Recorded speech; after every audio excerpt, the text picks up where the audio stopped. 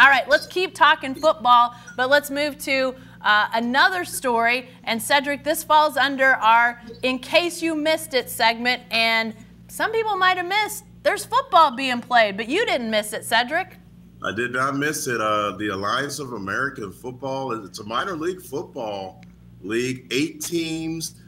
Places like San Diego, San Antonio, Orlando have teams. And there's some old school coaches in this league. Dennis Erickson, Steve Spurrier, Rick Neuheisel. And I didn't watch a lot of the games on the opening weekend. I caught a little bit of them, but I did read that it was the Saturday night, they drew 3.25 million viewers in America, and they outdrew the Oklahoma City Houston Rockets NBA game, which featured 3 MVP candidates in James Harden, Russell Westbrook, and PG-13. So to me, America just showed you we're all about football, any football, not the NFL, not college, but the Alliance of American Football. Yeah. So they are viable. I watched a little bit. The quality of play is not horrible.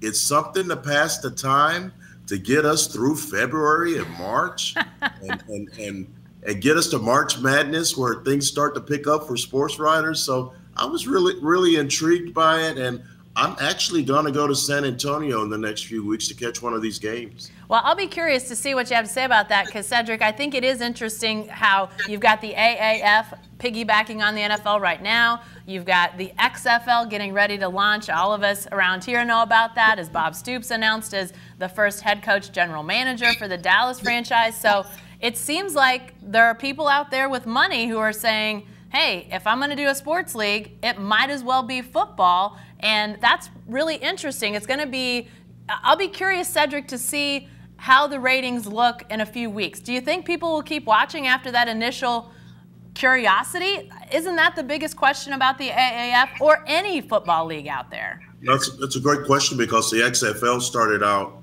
on fire and then those ratings just kind of went boop, boop, boop, boop. Yeah. 27,000 people showed up at the Alamo Dome to watch that football game on Saturday night. So the attendance figures were pretty promising.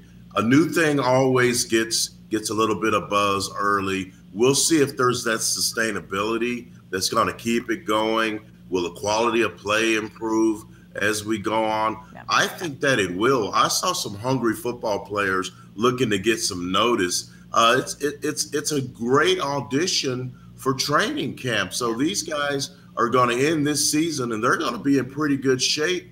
And a lot of them are going to get some calls to training camps. There are players like Garrett Gilbert, who used to play at the University of Texas and SMU, played for the Carolina Panthers and the Patriots. Nick Folk, the longtime kicker of the Cowboys, is in the league. DeMontre Moore, the former Texas A&M defensive end, who played for the Giants, is in the league. So there are guys that we recognize that are still relatively young that might get a chance to show their wares on the next level. And this is a good audition spot for them. Yeah, it is interesting.